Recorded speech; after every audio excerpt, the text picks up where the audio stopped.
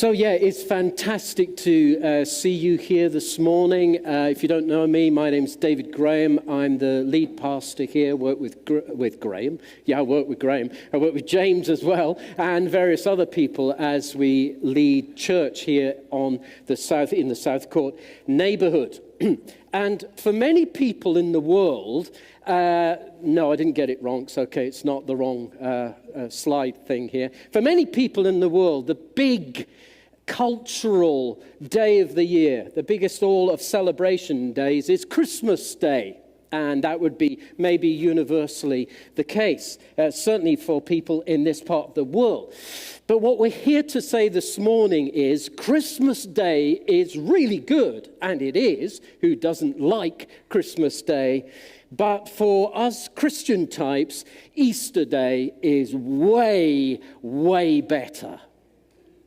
And my thing in these next few moments is to say, well, why? Why would that be? Because I think it amps up one of our main things, which is this: life after death.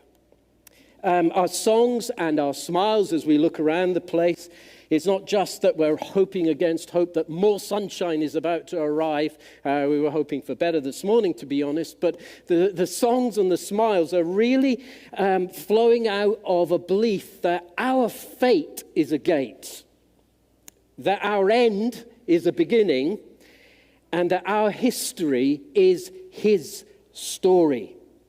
Easter Day is our day to shout and sing, sometimes, friends, through tears.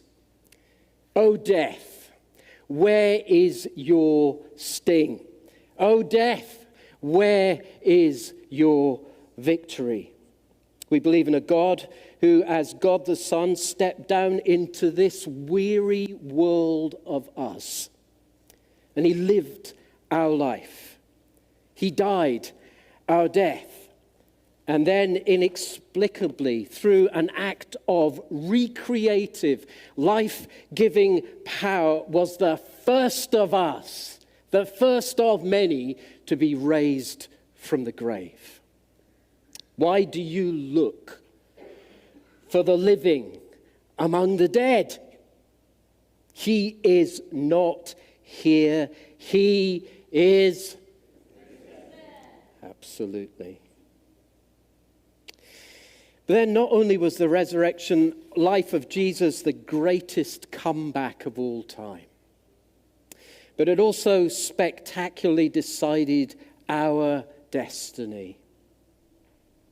Our fate is now, because of Jesus, a gate. Our end, because of Jesus, is now a beginning. And his story is now our story. We will see a day when we will have our own resurrection day.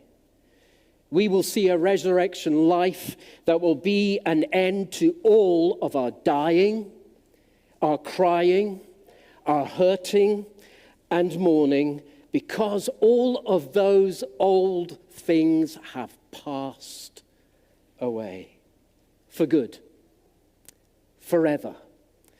Because there is a God who will make it so.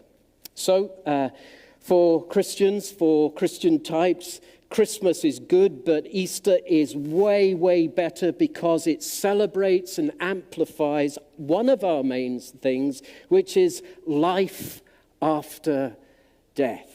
And actually, to be honest, this alone should be enough for you to get you to throw a few daffodils in the air and kiss a total stranger. Feel free. But actually, there's another thing here. Another one of our main things. It sets loose our big belief in life before death. And actually in our stories, that's coming through loud and clear. Easter doesn't just change our then and there life, it changes our here and now life. We believe in better for right now.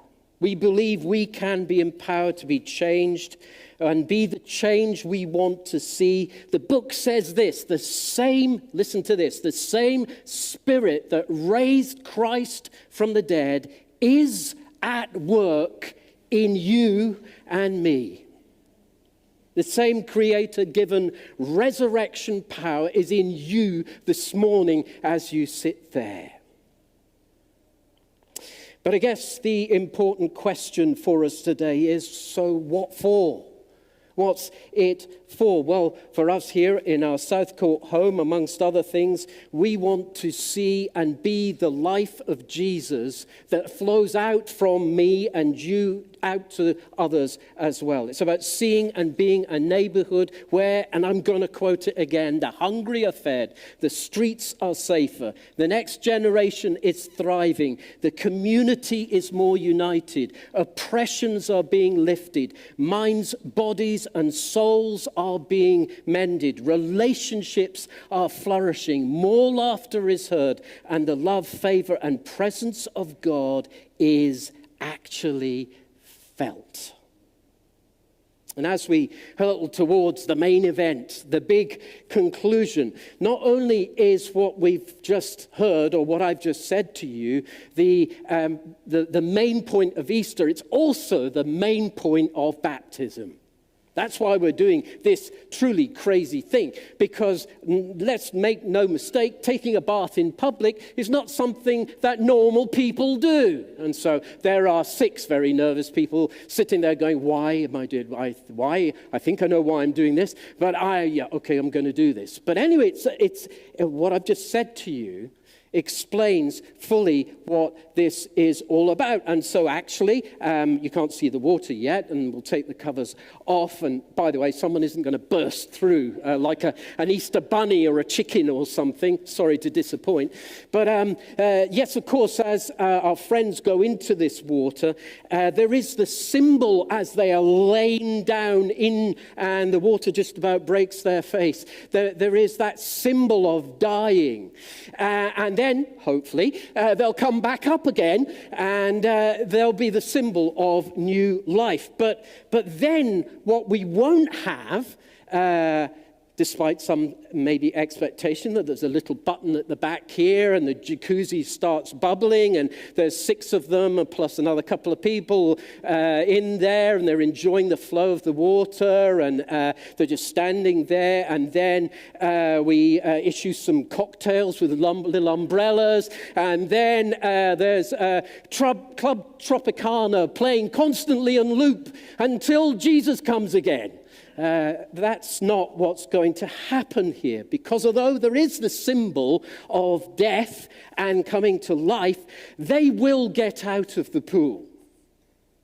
And they'll step down a little step here, because some of you are wondering, how are they going to get in and out? There's steps around the back here. So they'll step down these steps, and they'll walk out of this pool, and they'll walk out of this building once they've dried off, and they will begin to live the life that Jesus has called them to live. They will step out of the pool, washed, empowered, and ready to be ambassadors of the kingdom come culture of help, hope, and healing to the world that so desperately needs to hear it.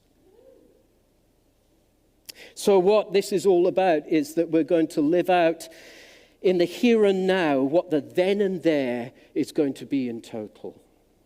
And so, bringing this to a conclusion, on this Easter morning, as you watch, I've written down here, and you applaud, yet again, the splashy commissioning of 6 ready-to-go Jesus believers, you need to ask yourself 2 questions. Number 1, what on earth am I here on planet Earth for? What on earth am I here on planet Earth for? What's the purpose of it? Although there's clearly some what feels like a bit bonkers stuff going on around you this morning, I hope that you will catch a glimpse of a hope that leads to a purposeful life. Many of the stories that we've just heard is that, yes, there's been a backstory, but there's a hope that it goes on from here. That there is a purpose to life beyond this thing. So what about you? The first question, what am I here on planet Earth for? Second question, what am I hoping for? What am I hoping for? Or actually expanding it in a more important direction, or rather, who am I hoping in? Am I going to survive this week, this month, this year, this life? Or am I going to find the purpose for which I was created? And am I going to be empowered to live that purpose through the power of Jesus, the risen Jesus himself? Jesus, we believe, absolutely nailed it when he said, I am the resurrection and the life. And maybe this Easter, his story could become your story.